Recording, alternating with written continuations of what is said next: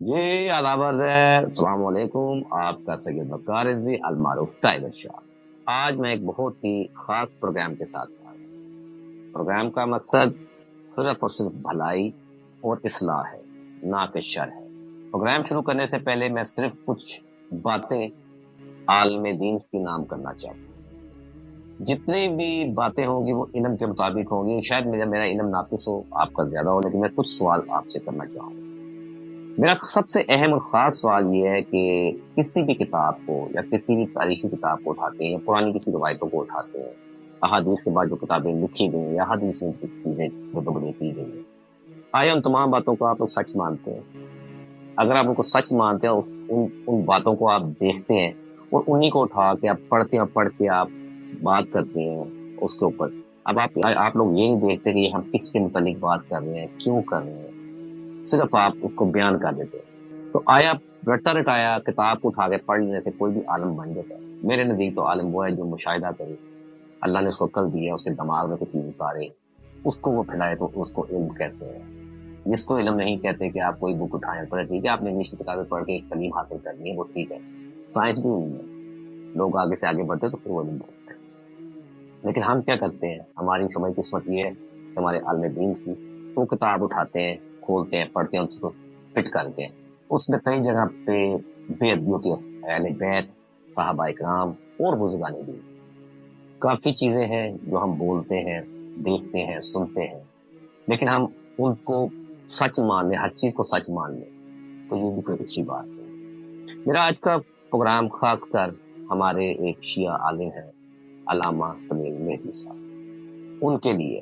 علامہ کمیل مہدی صاحب نے کچھ محرم کے دوران باتیں کی جو اہل بیت کی شان کے سخت خلاف، اور اس سے آنے والی نسل کو جو نقصان ہو سکتا ہے، میں بھی آپ کو بتاتا ہوں۔ پہلے شروع کرتے ہیں علامہ کمیل مہدی سے۔ علامہ کمیل مہدی کا تعلق کراچی سے، ان کے والد محترم جو ان کا نام تھا علی رضا، نام ہے جن کے تھا کبھی، ان کا مدرسہ ہے کراچی میں، قرآن و فکر کے نام پہ، ٹھیک ہے، وہاں پہ وہ اسی کی درس و تدریس دیتے ہیں، طالب علموں کو پڑھاتے ہیں، امام باردہ جیسے علم دیا جاتا ہے، تعلیم وہی کتابیں پڑھائی جاتی ہیں۔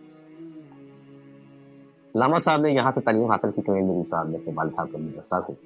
اس کے بعد یہ چلے گئے کم میں انہوں نے خاص علم حاصل جو کرنی تھی، علم کے متعلق اور اہل بیت کے متعلق، دین کے متعلق، وہاں سے انہوں نے کم از کم منیمم 15 سے 18 مہینے وہاں پہ لگائے، لیکن بسوخ ذرائع جو ہمارے ان کے بقول یا ان کو بتانے پہ میں آپ کو یہ بتا رہا ہوں کہ انہوں نے اپنی تعلیم وہاں پہ مکمل نہیں کی، وہاں سے وداؤٹ ڈگری لیے وہ واپس پاکستان آئے۔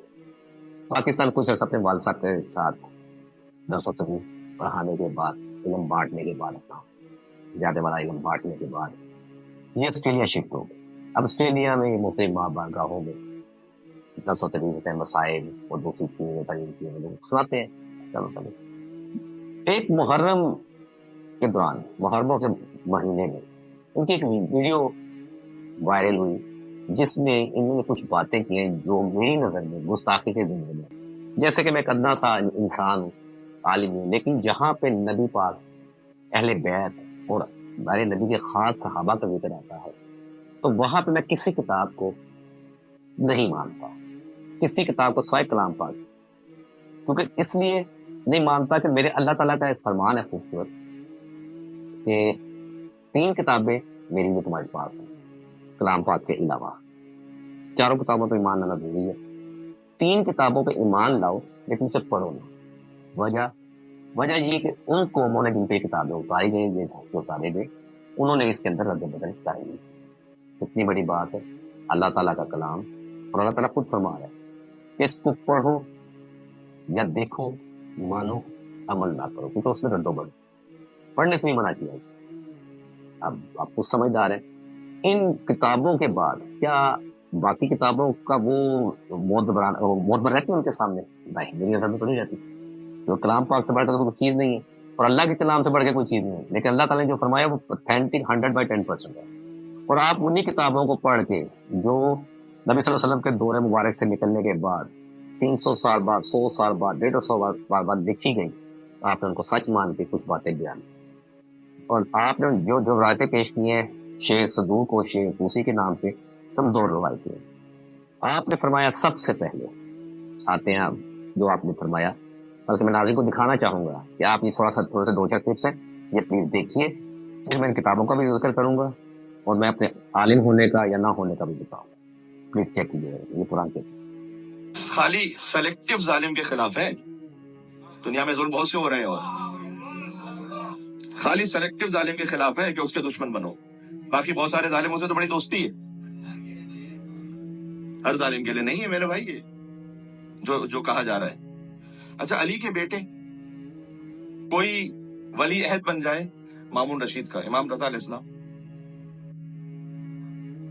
तो इन जैसा कोई कम अकल लोग कहे कि ये तो नहजो बलागा के खिलाफ जा रहे हैं, इनको तो जालिम का दुश्मन होना चाहिए था, ये तो मामून रशीद के वली अहद बन के बैठे हैं।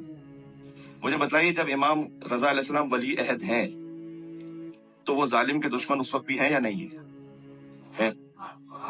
यानी हो सकता है कोई वली अहद भी हो सकता है कोई मामून रशीद की बेटी से शादी भी करे इमाम मोहम्मद तकी अलैहिस्सलाम,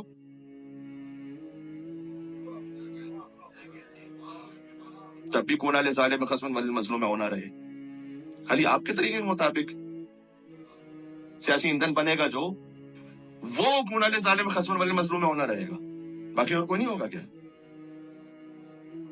बहुत सी बातें तो ऐसी हैं कि आप बर्दाश्त ना कर सके यहाँ से जो आइम सलाम पर जो जुल्म हुए हैं, और मैं बतलाऊं आपको किस तरह से तकय्युम उन्होंने जिंदगी गुजारी है। दीन अलैहिस्सलाम से लिखा हुआ तो यजीद के बारे में खुद कि यजीद बाद में आया था मक्का और फिर आया मदीना। अब रिवायत सुना रहा हूं मैं, सुन ले। उसने कुरैश में से किसी बड़े शख्स को बुलाया और बुलाकर कहा कि मेरी बैत में आओगे, उससे बैत कबूल करो। उसने कहा कि न तू मुझसे बेहतर है, न तेरा बाप मुझसे बेहतर था, तो मैं क्यों करूं तेरी बैत? उसने कहा मैं कत्ल कर दूंगा। अब ये शख्स है ना, इसने कहा कि अरे अपने जाम में ये सोच रहा है, तो उसने जवाब क्या दिया कि हुसैन इब्ने अली मारे गए तो मैं क्या हूं, मैं भी कत्ल हो जाऊंगा। कत्ल कर दिया। अगले दिन इमाम ज़ैनुल के पास गया और लिखा हुआ है किताब अल काफी की रिवायत में कि वही बात कही कि जो उस कुरैशी से कही थी, तो कुरैश के बड़े शख्स से। इमाम ने कहा कि अगर तेरी बात को कबूल ना करूं तो कत्ल कर देगा क्या? कहां कत्ल कर दूंगा।